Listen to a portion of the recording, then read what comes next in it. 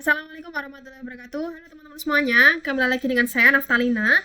Di kesempatan kali ini kita akan membahas terkait dengan salah satu mata kuliah di PPG Prajabatan ya, gelombang 1, terutama pada mata kuliah seminar PPG atau seminar pendidikan profesi guru. Oke.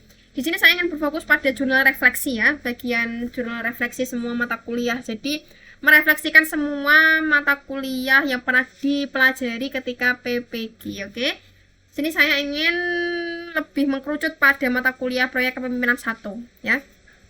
Untuk review pengalaman belajarnya, jadi pada topik 1 di sini visi guru profesional ya. Guru pendidikan Indonesia saat ini membutuhkan generasi guru yang berkarakter pemimpin. Oleh karena itu, ada satu hal penting yang perlu dibangun mahasiswa sejak awal menjalani profesinya ya, yaitu mengartikulasikan harapan optimisme ke dalam sebuah visi. Nah, dengan visi yang kuat, paling tidak ketika mahasiswa kelar menjalani profesinya sebagai guru, mereka telah memiliki arah tujuan yang jelas di tengah segala tantangan dan tuntutan perjuangan yang akan dihadapi di masa depannya, sehingga dapat terus bersemangat untuk menggerakkan diri beserta segenap pihak dalam ekosistem pendidikan di mana mereka berkarya. Nah, untuk topik 2 di sini terkait pemetaan tantangan dan kualitas komunitas sekolah dalam meningkatkan kualitas pembelajaran pada saat didik. Jadi untuk mahasiswa itu di sini perlu memahami konteks ya di mana sekolah atau komunitas berada. Jadi sekaligus mengadopsi keterampilan berpikir, sistem dan menelisik apa yang menjadi kualitas pembelajaran pas didik itu secara berkelanjutan. Kelompok akan membuat daftar ide-ide prakarsa perubahan ya, yang memungkinkan untuk dijadikan proyek kelompok. Untuk topik 3 yaitu perencanaan implementasi dan manajemen proyek. Jadi pada tahap ini kelompok diminta mengisi template yang disesuaikan dengan proyek masing-masing ya kelompok.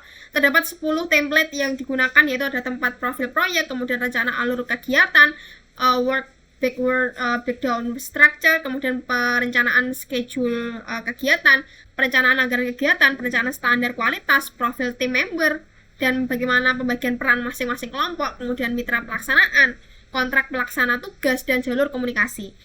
Untuk topik 4 yaitu ada proyek monitoring, evaluasi, dan laporan akhir. Jadi sembari menunggu revisi rencana proyek ya, kelompok juga diminta untuk mengisi template berikutnya yang terkait dengan template pemantauan atas waktu pelaksanaan. Kemudian selain itu ada pemantauan atas kualitas deliverable, kemudian pemantauan atas anggaran, asesmen manfaat program, kemudian laporan evaluasi manfaat program, dan laporan akhir project. Topik 5 yaitu proposal proyek dan strategi komunikasi. Pada tahap ini kelompok akan memaparkan apa yang telah mereka rumuskan sejauh ini dengan format acuan utamanya adalah template rencana komunikasi dan perencanaan detail komunikasi. Nah, untuk refleksi pengalaman belajar yang dipilih, jadi ada beberapa pertanyaan yang harus dijawab ya. Mengapa topik tersebut penting dipelajari? Di sini menurut saya topik tersebut penting karena membahas tentang visi yang diwujudkan ya dalam prakarsa yang dapat dilakukan sebuah proyek kepemimpinan.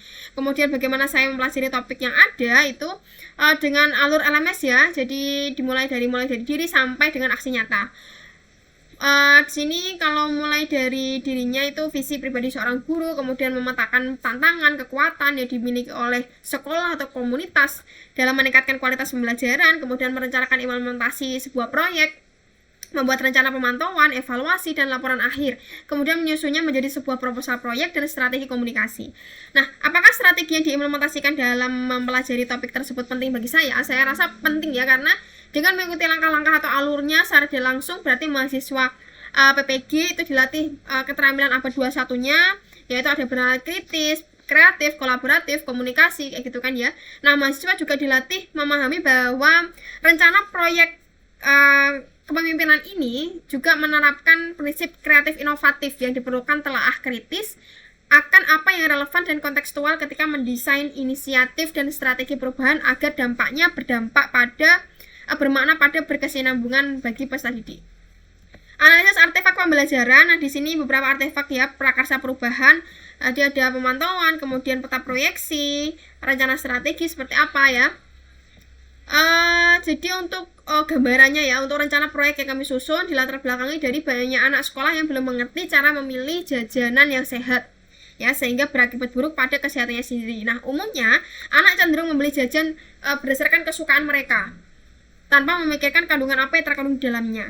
Permasalahan kebiasaan jajan yang tidak sehat ini itu memang harus ditangani agar tidak menimbulkan berbagai macam resiko terkait dengan penyakit ya.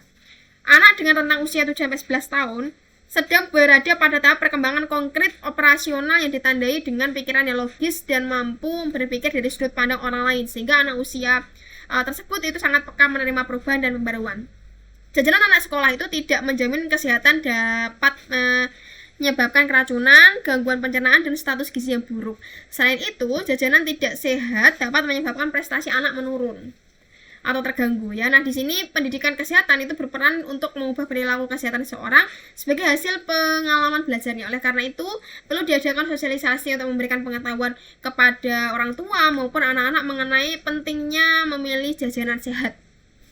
Nah, pembelajaran bermakna di sini dari awal ide ini dicetuskan kan memang sudah dibagi ya job desk-nya, kemudian hanya saja banyak hal yang harus dikerjakan dan keterbatasan waktu untuk diskusi, jadi pembagian tugasnya kurang merata.